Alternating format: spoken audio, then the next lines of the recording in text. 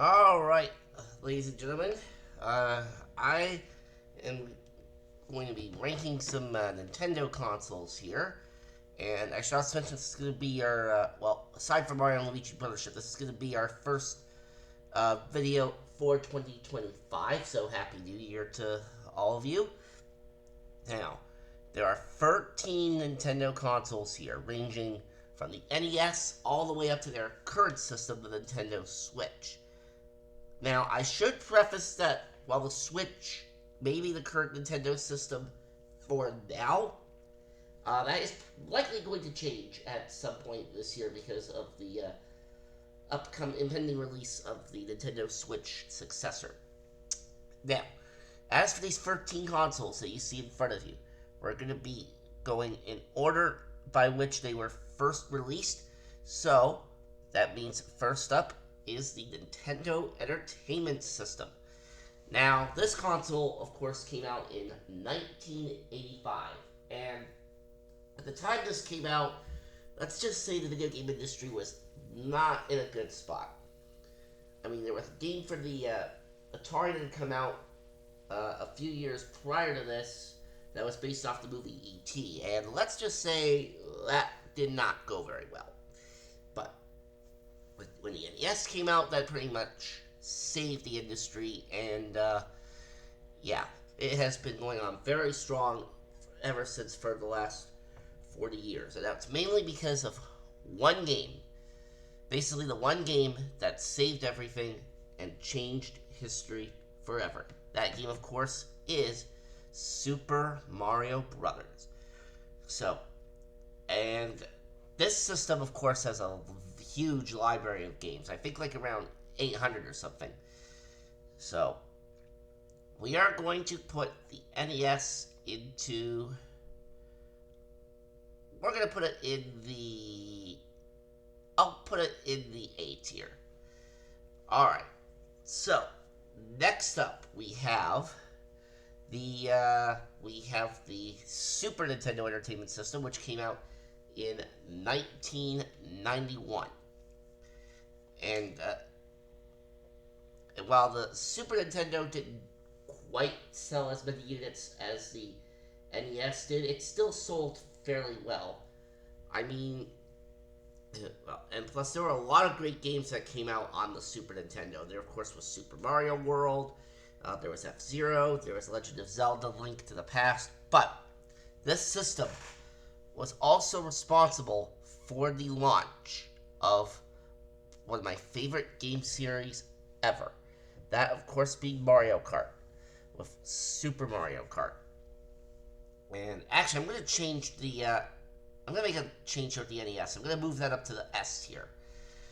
Alright, so S tier for the NES. Now, for the Super Nintendo, going back to this, there were also some other great third-party games on here. You had Teenage Mutant Ninja Turtles, you had Power Rangers, you had a whole lot of stuff. And, of course, there was also Mortal Kombat, which was the game, of course, that was responsible for the ESRB ratings. And, of course, there was the ever-popular NBA Jam. So we're going to put a Super Nintendo in the A tier. Alright.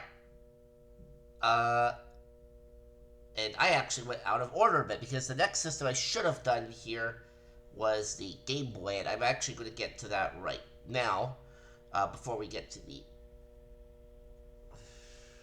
next system.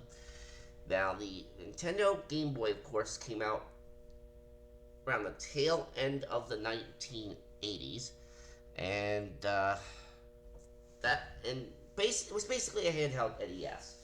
Like, you still had, like, your popular franchises on here. You had Zelda, you had Mario, and of course there was also Tetris, which is a really popular game. But on this console was the launch of a franchise that has been going on for many years now. And in fact, this particular franchise is actually celebrating its 30th anniversary, at least in Japan, I should say. Yeah, celebrating its 30th anniversary as a whole, I believe, in 2026. So, about a year from now. That, of course, is the famous Pokemon franchise. And Game Boy, uh, a very good system in my opinion. We're gonna put that in the A tier. All right. So now we're gonna go to what came after the Super Nintendo, which of course is the Nintendo 64. Well, actually, I shouldn't quite say that. The Virtual Boy did technically come out in between the N64, in between the Super Nintendo and N64, but that's obviously not listed here, and I don't think I would want to go over the Virtual Boy anyway. So the Nintendo 64. This of course released in 1996, and of course resulted in Mario's first foray into 3D with Super Mario 64. A very good game, and one that is also available on the Nintendo Switch Online application. And, yeah. My brother and I, we had a lot of fun with this system when we were younger. Especially with Mario 64. An awesome game. And, of course, another one of my favorite franchises launched on this system. That, of course, was the infamous Mario Party franchise. And of course, for those who don't know, when Mario Party first released, there was actually a lawsuit filed against Nintendo because of the excessive control stick spinning on some of the mini games, which and those type of games ended up being removed in Mario Party 2, but they did bring some of those back in Mario Party Superstars. Although now they have warnings on some of those. So at least that's smart of them to do. But also some other really good stuff on the N64. There was also Mario Kart 64, which is another great game. There was also Zelda. But the fact that it relied on cartridges kind of knocked it down a little bit. So, knocks it down a little bit. So, not a terrible system, but not a really good one either. It's still pretty good nonetheless. We'll put it in the B tier. Now, following this, we had the Game Boy Color, which came out in the late 1990s. It was basically more or less the exact same thing as the NES. That's like roughly the same shape and everything. The only difference, though, is that you could play all the games in color. That was really the big difference. And there were also some games that were designed only for use on the Game Boy Color. Like, for example, the a deluxe version of Super Mario Brothers, which was basically a port of the NES game, but with some added features like some mini games, as well as some other cool things that you could do. So, all in all, I would say the Game Boy Color was definitely a pretty good system here. And I did have a Game Boy Color. Oh, another game that I believe was made specifically with the Game Boy Color in mind was the Generation 2 set of Pokemon games, which was Gold, Silver, and Crystal. Alright, so we'll put the Game Boy Color right beside the regular Game Boy here in the A tier. Alright, now, next up there were two other systems that came out after this. There was the Game Boy Advance and the Nintendo GameCube. Now, both came out in the early 2000s, but I'm not sure which one came out first. That's why checking here. Okay. So, both the Game Boy Advance as well as the system after that, the GameCube, those both came out in 2001, but the Game Boy Advance was first. So, we go to this next. And this was a completely different shape than the original Game Boy. They had a bit of a bigger screen than the Game Boy Color, and it was also a different shape, the screen. It was more of a rectangle shape, as you can see here, compared to the square size shape. Alright,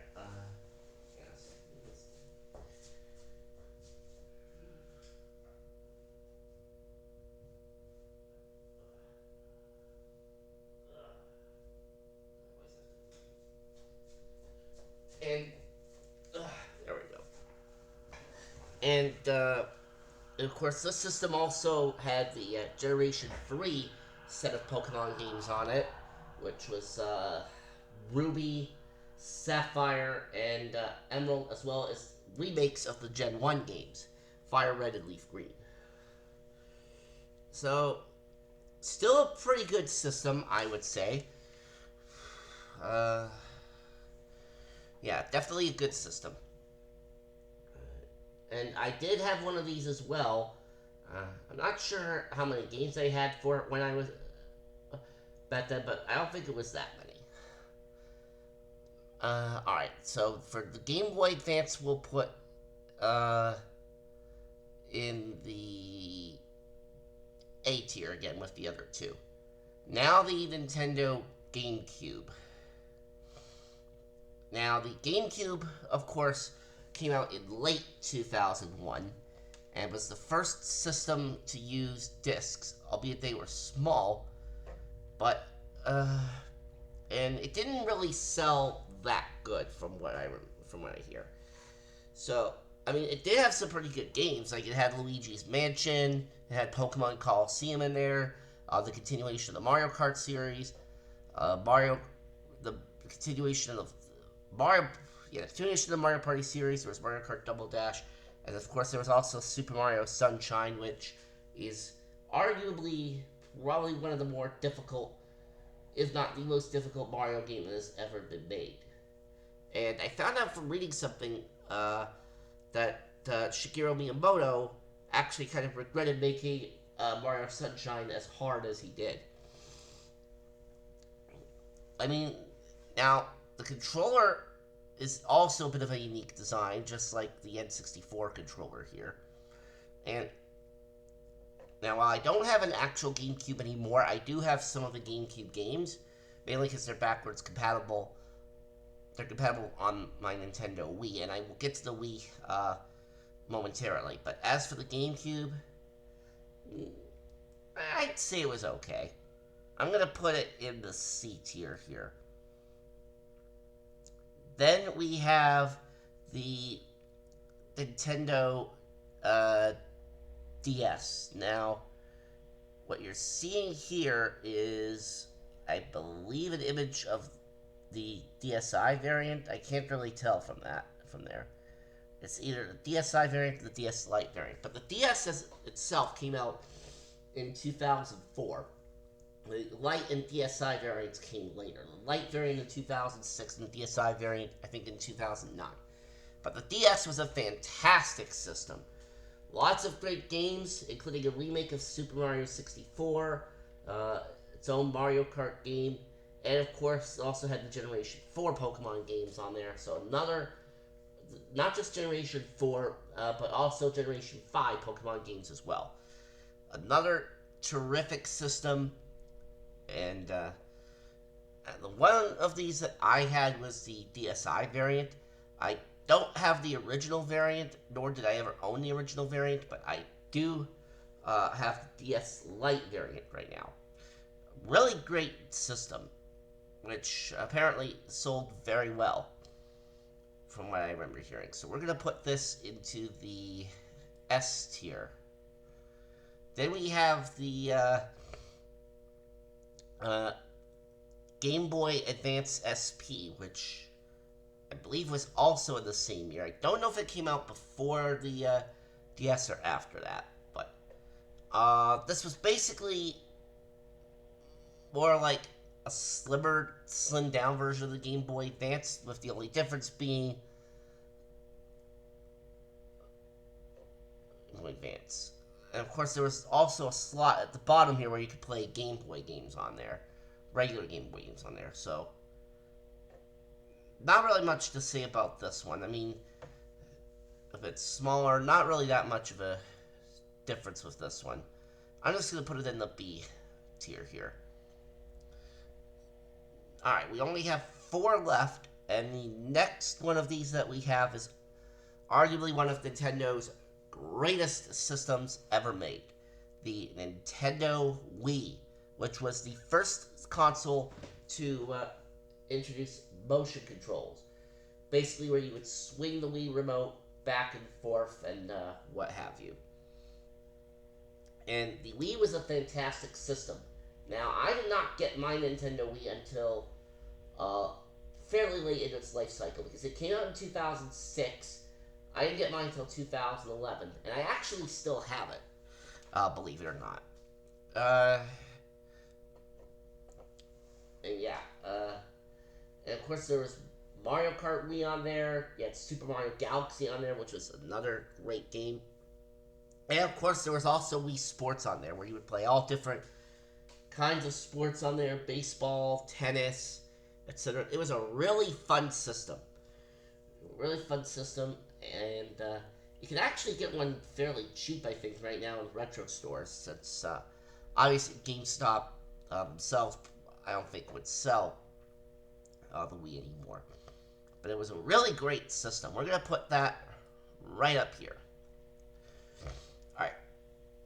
Now we have two consoles that I believe came out roughly around the same time, if not a little bit separate. The 3DS, I believe, came out before the Wii U, so I'm going to go with that one next. Now, the 3DS, this was the last handheld specific system that Nintendo has made, and there were some pretty decent games on here too. Like, you had Mario Kart 7, there was the Generation 6 and 7 Pokemon games on here. And, I guess the game library on here was okay. And this, of course, also had the remakes of some of the older Mario and Luigi games, like Superstar Saga, Bowser's Inside Story. And that's one thing I forgot to mention, that Mario and Luigi started on the Game Boy Advance. That's one thing I forgot to mention when I was talking about that. Yeah, like, the 3D can be a little nauseating at first, but faithfully they have a slider to disable that. And I think I always had that disabled. I still have a 3DS, but it's not the size that you see in this picture right here. It's an XL version. So, yeah, it was an okay system. I will put this in the B tier. Oh. Yeah, there you go. You're going right there. Next, we have the Nintendo Wii U, which was the biggest flop in the history of Nintendo consoles. Like, it is, in fact, out of all these systems that are pictured here, the Wii U is by far the worst selling out of all this. Only about 14 million units. The reason? Because, well, for one thing, Nintendo didn't market it properly. And not only that, a lot of people were confused as to whether this was an add-on for the Wii or a separate system. So they kind of avoided that like the plague because of that. There are still some pretty good games on here, though, which were Mario Kart 8, Mario 3D World, etc. But that doesn't really do you much good if nobody's buying your system, which means there's barely anybody to play those games. Now, thankfully, they did port both of those games over to the Nintendo Switch, which I'm going to get to in just a second. But, yeah, with how big of a flop this system was, this is likely the only console on this list that's getting this rating. D. And finally, we have arguably Nintendo's best-selling system ever, the Nintendo Switch, which, as of the time of recording this video, has passed the PlayStation 2 in lifetime sales in the United States. And it's no surprise that the system's been going on strong for 7 years. Well, it'll be 8 years now, actually, in March, because this system came out in March of 2017. And there have been a lot of great games that have come out on this. There's been 2 really good Zelda games, Breath of the Wild and Tears of the Kingdom. Although, Breath of the Wild also released on the Wii U simultaneously along with the Switch version, but for all intents and purposes, you may as well just refer to Breath of the Wild as a Switch game, because there were a lot more people that played it on the Switch than they did on the Wii U. And like I said, there was also that port of Mario Kart 8, which was Mario Kart, which they retailed Mario Kart 8 Deluxe. And and actually, during both 2022 and 2023, Nintendo slowly added tracks to Mario Kart 8 Deluxe that were not in the game originally when it came out. So, because when it first came out on the Switch, Mario Kart 8 Deluxe, you had 48 tracks you could play on, you could race on. Now there's 96. So, it's almost like having two games in one. As for what the next Mario Kart will bring on the Switch successor whenever that comes out, I have no idea, but I'm sure it's going to look really nice. And of course, this system is also home to probably one of my favorite Mario games ever, Super Mario Odyssey, which I have played and beaten a few times. But yeah, this is a fantastic system. Now, I of course got mine in July of 2018. I still have it, and I also have an OLED variant that came out in 2022. No, actually, no, the OLED came out in 2021, but the specific OLED variant I have came out in 2022. But a fantastic system, lots of great games. Yeah, I don't think I need to say anymore. There's only one proper spot for this, which is the S tier. Alright, and that, my friends, is going to do it for this ranking video of all of these Nintendo consoles.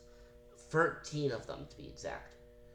And hopefully you've enjoyed, and whenever Nintendo does decide to reveal the Switch successor, I, of course, will have a reaction to that trailer, assuming that there's nothing in there that would get me... that would cause copyright problems, but again, we'll have to see what happens with that. But thank you for watching this, and I will see you next time. And again, happy 2025.